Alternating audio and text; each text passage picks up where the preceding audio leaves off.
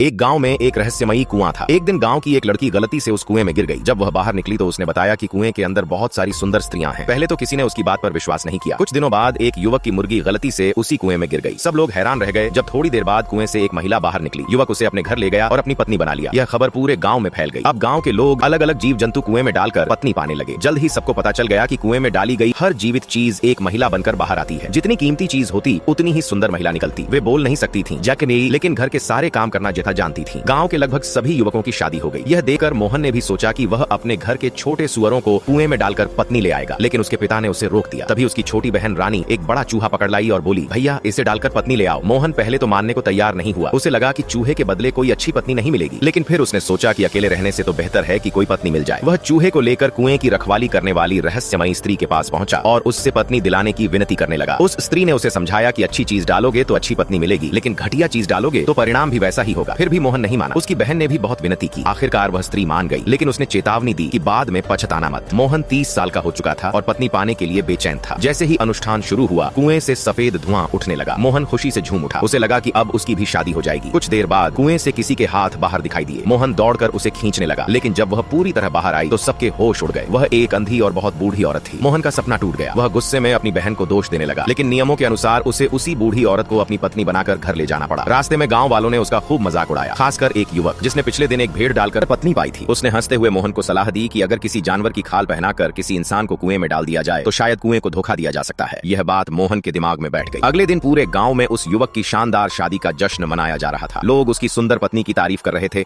और साथ ही मोहन का मजाक उड़ा रहे थे। तभी उस युवक ने मोहन को एक बड़े काले कुत्ते की खाल लाकर दी और कहा कि रात में इसे आजमाना। मोहन जब घर पहुंचा तो उसने देखा कि उसके पिता उसकी बहन रानी की शादी पड़ोस के गाँव के एक बूढ़े आदमी से करना चाहते हैं। मोहन अपनी बहन से बहुत प्यार करता था और उसे उस बूढ़े के साथ नहीं भेजना चाहता था। रात होने पर वह रानी को बहाने से गाँव के पीछे वाले पहाड़ की ओर ले गया। रास्ते में उसने उसे खाने के लिए रोटी और मिठाई दी, जिनमें उसने नशीली दवा मिला रखी थी। कुछ ही देर में रानी की ताकत जवाब देने लगी। तब उसे समझ आया कि उसका भाई उसे कुएं तक लाने की योजना बना चुका है, लेकिन अब बहुत देर हो चुकी थी।